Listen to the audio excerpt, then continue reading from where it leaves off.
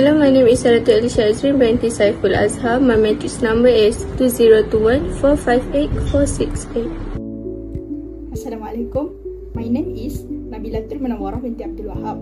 My matric number is 2021203194. Assalamualaikum. My name is Siti Nurul Tahnia Nabila binti Amran. My matric number 2021275088. Assalamualaikum. My name is Mirah Irdina binti Norazmi and my matrix number is 2021469796. Hi and Assalamualaikum. My name is Nona Jiha binti Zulkifli and my matric number is 2021455152.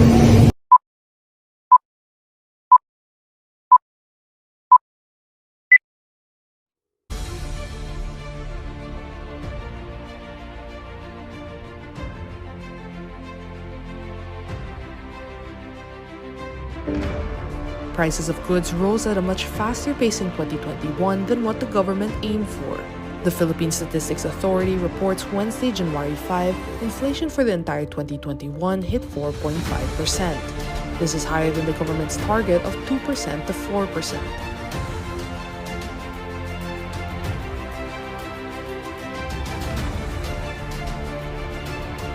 The number of unemployed Filipinos in December 2021 increased to an estimated 3.27 million, slightly higher than the 3.16 million in November the same year. That's according to the latest labor force survey of the Philippine Statistics Authority. The survey was done from December 8 to 29, around the same period when the country was under a more relaxed Alert Level 2 in time for the holidays. The PSA adds many jobs hinge on the Alert Level system being implemented.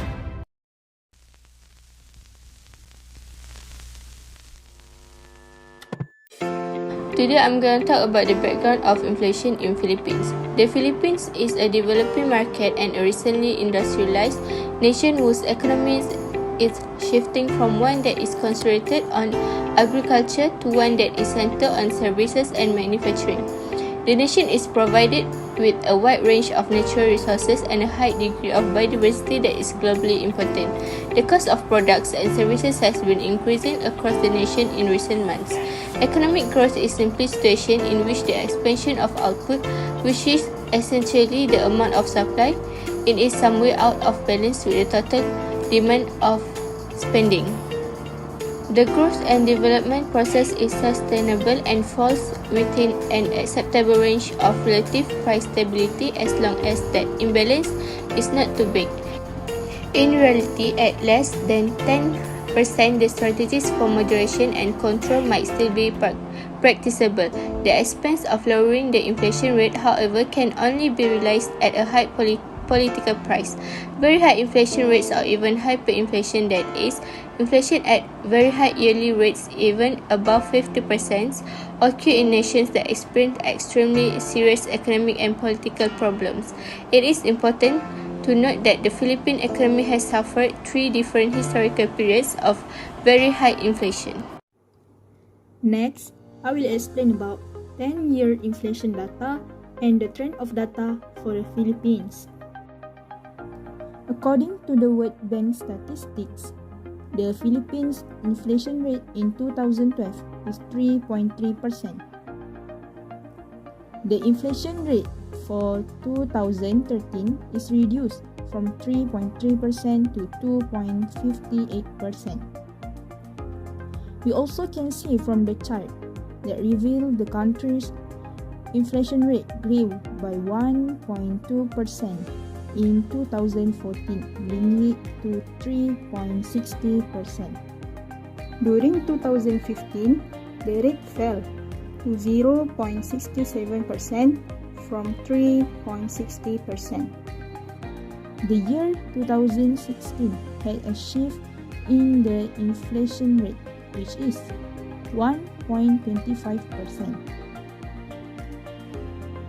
The annual rate of inflation reached 2.85% in 2017. Inflation in the Philippines reached a 10-year high of 5.31% in 2018.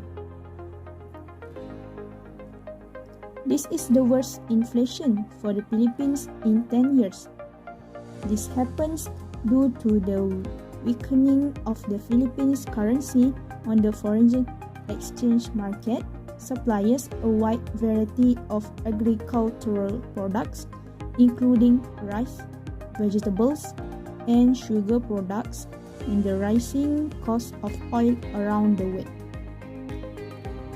Next, in 2019 and 2020, the inflation rate is constant, which is 2.39%. Lastly, inflation in 2021 was 3.93%, greater than 2020 because of the rise in the cost of meat, particularly pork, as a result of increased demand over the Christmas holiday season. Inflation simply refers to the fact that Filipino customers can purchase fewer goods for the same amount of money. The issue is whether the government will raise the poor and reduce the percentage of poverty in the Philippines. I don't know and I'm not sure if they will stick to their words when they share their propagandas. What I'm sure of is that Filipinos consistently suffer from poverty because of inflation, among many other things such as increased cost of goods and service and lower grade of affordability. When the percentage of poverty was compared over the past 6 years, the National Statistic Coordination Board found that the poverty rate remained unchanged. Government statisticians and economists draw a connection between it and the falling purchasing power of money. It happens when the Consumer Price Index, which measures the price change customers spend on a variety of market products and services over time, is used to calculate the inflation rate. The government economic policy is monitored using the CPI as a crucial indicator. Government economic teams are concerned about times of high inflation because increased price for product and service would mostly affect Filipino consumers. Price hikes in the following commodities grouping are likewise to be anticipated by Filipinos, such as food and non-alcoholic beverage, transportation costs, clothing and footwear, housing, water, electricity, gas, and other foods, and many more. Next, cost of inflation and examples. In the Philippines, costs like disturbance in the agricultural food supply or change in the price of international oil have contributed to the inflation's instability. As a result, even if other consumer price index CPI components show only minor increase, the headline inflation rate may reach double digits, since it eliminates the impact of temporary disturbance and shocks that cause price to spike or drop independently of economic and monetary policy. Core inflation is a good indicator of the underlying change in consumer price. For example, policymakers can identify whether recent change in consumer price are the result of short-lived disturbance or part of a long-term trend by measuring core inflation. Other than that, the force of supply and demand at the macro or aggregate level can be used to explain the cause of inflation. It is simply a tug of war or a competition between the force of aggregate demand, as represented by total expenditure on goods and services, and the supply of these in the country. Additionally, the Philippine president stated that their inflation was import inflation. By this, he indicates that the increase in the value of the US dollar which they use to pay for their imports, as well as the rising cost of fuel, fertilizer, and import agricultural commodities are the external costs mentioned for raising the country's inflation. For instance, the conflict between Russia and Ukraine, whose participants are significant producers and exporters of oil, fertilizer, and agricultural products like wheat and corn, was a major factor in their skyrocketing costs. The Philippines is an archipelago nation in Southeast Asia, formerly known as the Republic of the Philippines. It is located in the Western Pacific Ocean and is made up of around 7,641 islands, divide into three major geographical divisions from north to south, which are Luzon, Visayas, and Mindanao. The Philippines was the 13th most populous nation in the world as of 2021, with a population of about 109 million. Due to their vast populations, some nations like the Philippines are unable to completely avoid unemployment among their populations. In spite of relatively quick employment growth over the previous 10 years, unemployment has remained high in the Philippines. The rate in neighboring countries is likewise more than twice as high. Due to strong population growth and higher labor force participation, employment growth was insufficient to reduce unemployment. In these uncertain times, unemployment will have a significant influence on life, regardless of background. Many people have difficulty finding jobs as a result of the uneven economic conditions in the nation and the rest of the world. Despite these difficult situations, there are still plenty of ways to develop and maintain optimism. Unemployment not only places a burden on the household finance but can also have mental and emotional consequences.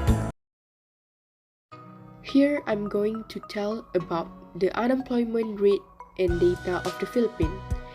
Based on the Philippine Statistic Authority data, 2.8 million persons were unemployed in the year of 2012 with the rate of 3.5%. The unemployment rate in 2013 maintained at 3.5% that also shared with 2012. Unemployment in the Philippines caused by overpopulation and labor force oversupply in certain industries. In 2014, annual rate of unemployment spiked up to 3.6%, but the government managed to find solution to lower the 2015 rate to 3.07%, which has involved a total of 2.6 million people. The percentage rate of unemployment tumbles in the following year, but the factors that cause unemployment continue to stay the same. Beginning throughout 2016, the percentage dropped to below 3%, where in that year, the unemployment rate was only 2.7%, which affecting up to 2.6 million citizens. Some other primary trigger of unemployment in the Philippines occurred poor education system and lack of relevant skills and competencies. Those reasons affect unemployment rate in 2017 with 2.55%, that affecting up to over 2 million people, and 2018 with 2.34%. The ongoing lack of infrastructure is to blame for the slight decrease in unemployment rate in 2019, which stands at 2.24%, said the Philippine Statistic Authority. Since COVID-19 infected the world in 2020, including the Philippines, the unemployment rate has risen again up to 2.52%, an increase of 0.28%, which affects 3.8 million persons because every job sector has been forced to reduce the numbers of employees in order to prevent the virus from spreading further. A slight reduction resulted in 2021 at the rate of 2.41% due to the recovery rate from the COVID-19 attack incident that hit the country. Next, I'm gonna talk about issue related to unemployment in Philippines. Due to strong population growth and higher labor force participation, employment growth was enough to reduce unemployment. The pandemic has had a significant impact on people's rights, jobs, and health. The Duterte administration's ineffective response to the pandemic appears to have made Filipino suffering worse rather than decreasing its effect on social and economic life. In April 2020, the highest unemployment rate was recorded at 17.6%.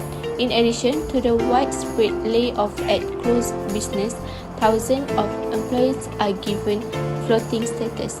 During the pandemic, employees are covered under the no work, no pay policy. Since they are waiting for their employers to recover, they are not properly counted among those without jobs. The floating status was extended by the Department of Labor and Employment from the previously allowed 6 months to 1 year. During the pandemic, attacks on activities, unions, and critics have increased.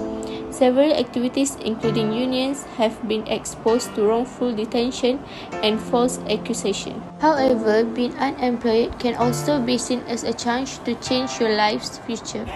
It provides you more time and energy to start focusing on self-improvement and forming healthier habits in your life. Policies the government should do reduce unemployment. There are two main strategies for reducing unemployment. Was demand-side policies to reduce demand-deficient unemployment caused by recession, and supply-side policies to reduce structural unemployment or the natural rate of unemployment. On supply side, government should apply education and training. It will give long-term unemployment new skill, which will be easier for them to find a job. In addition, government also can apply remove labor market regulation just to increase flexibility of people to find a job.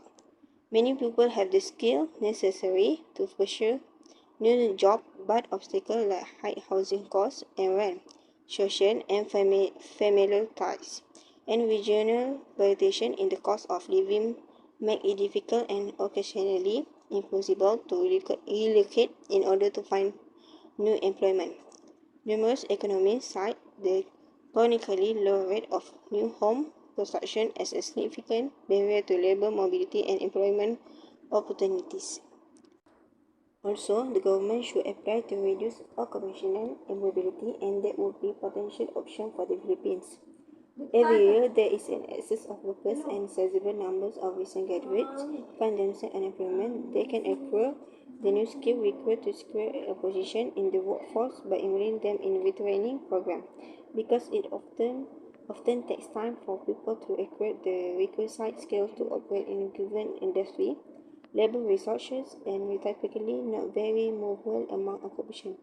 On the demand side, the government should apply fiscal policy. Fiscal policy can reduce unemployment by accelerating economic growth and aggregate demand. The government will need to adopt an expansive fiscal policy, which entails lowering taxes while raising spending, reduces the excess disposable income, which in turn encourages consumers to consume more, increasing aggregate demand.